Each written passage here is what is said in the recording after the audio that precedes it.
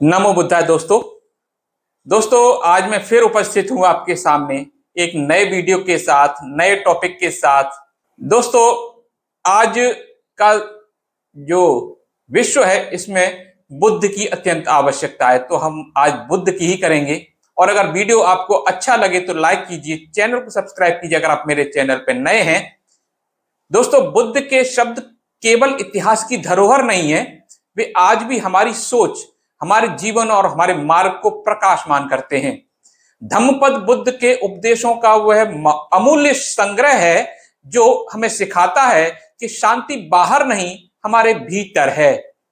सत्य कहीं दूर नहीं, हमारी अपनी समझ में है, और करुणा मानवता की सबसे बड़ी शक्ति है।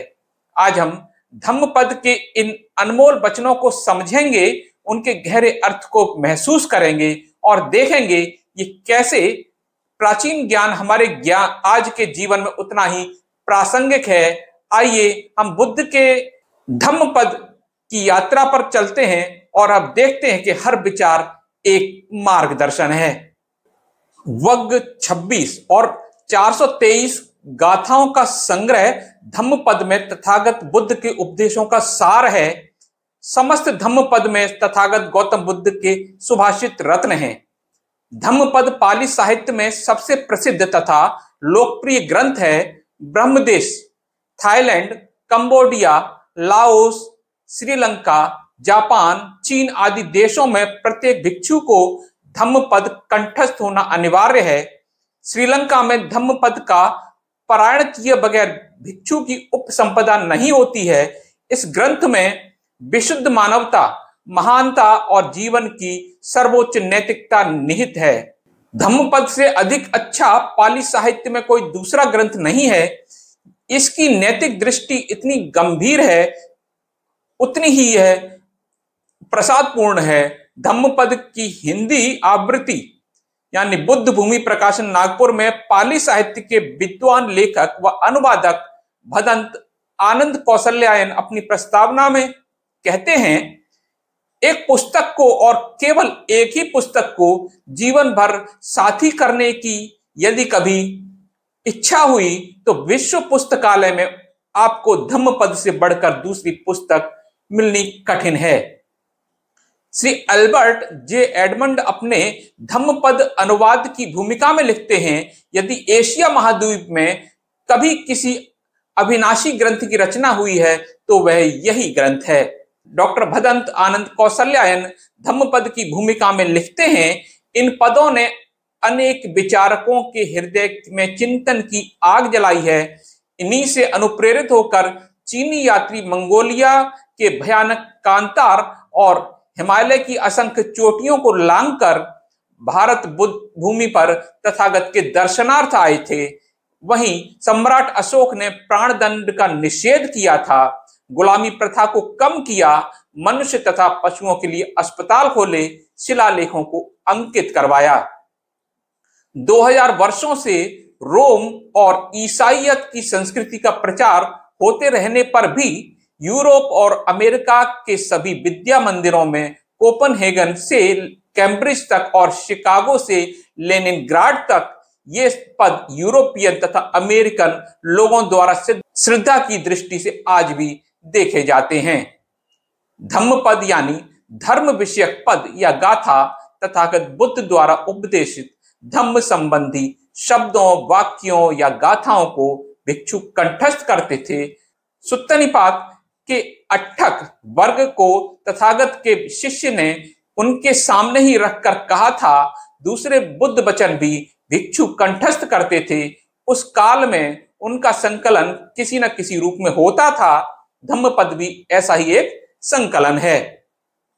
धम्मपद की दो गाथाओं में धम्मपद का अर्थ परिलक्षित होता है, यह उसकी प्राचीनता का द्योतक है। ये दो गाथा इस प्रकार हैं, इस पृथ्वी को तथा देवलोक सहित यमलोक को कौन जीतेगा? सुंदर रीति से उपदेशित धम्मपद को कौन कुशल पुरुष पुष्प की भांति चुनेगा? इस पृथ्वी को तथा देवलोक सहित यमलोक को बुद्ध का शिष्य जीतेगा। यह शिष्य कुशल धम्मपद को पुष्प की भांति चुनेगा। संयुक्त निकाय में भी धम्मपद शब्द को धर्मपद कहा गया है। बुद्ध काल में रचित गाथाओं को एक संग्रह के रूप में उन गाथाओं को कंठस्थ कर उन्हें अपने धम्म प्रबोधन में लाते थे। इस निकाय के पियंकर सूक्त में बताया गया है, श्रावस्ती के जेतवन में भिक्षु अनिरुद्ध एक दिन प्रातः काल में कुछ धम्मपद कंठस्थ करते समय एक स्त्री अपने उपद्रवी बेटे को डांटते हुए कहने लगी, चुप बैठ, देखो यह भिक्षु धम्मपदों का पाठ कर रहा है। यदि मैंने इसको अच्छी तरह से सुना तो मेरा कल्याण होगा। अंगुत्तर निकाय से दिखाई देता है, तथागत ने मगध की सर्पिणी नदी के किनारे परिव्राजकों के सामने 4 धम्मपदों का उपदेश दिया था। धम्मपद की आधे से अधिक गाथाएं त्रिपिटक के अन्य ग्रंथों में भी दृष्टिगोचर होती हैं। धम्मपद पाली संस्करण के अतिरिक्त अन्य संस्करण में भी उपलब्ध हैं। ये 4 संस्करण हैं।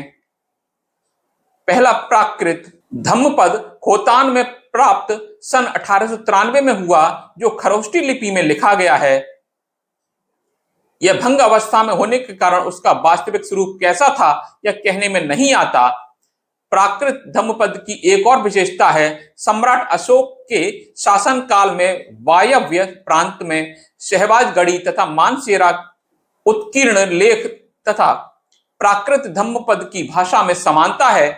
इसका अर्थ यह है कि मूल प्राकृत धम्मपद प्राचीन वायव्य सरहद प्रांत अथवा मध्य एशिया की बोली में लिखा गया होगा।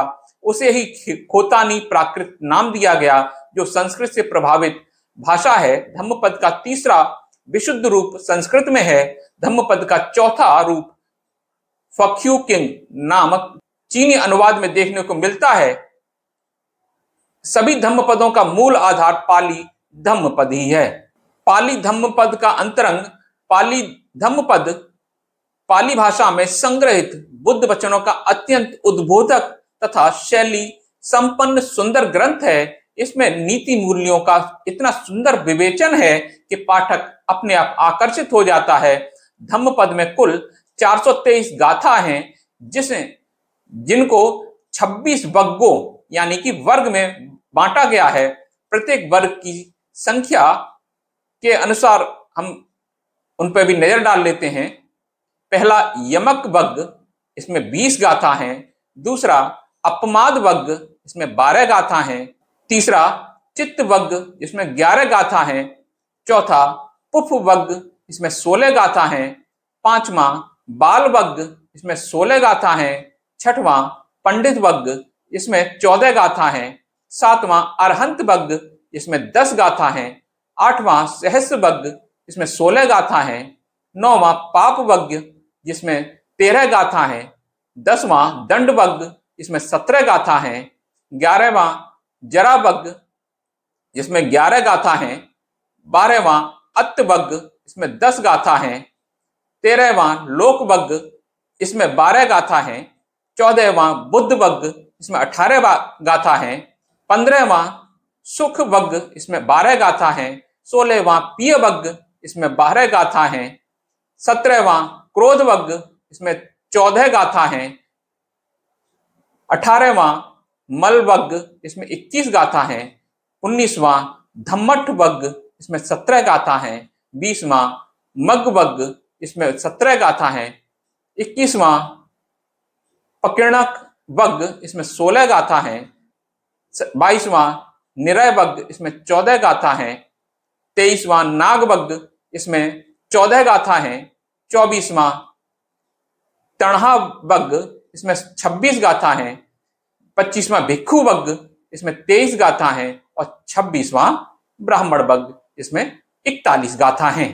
तो दोस्तों, ये था धम्मपद का प्रारंभिक थोड़ी सी जानकारी।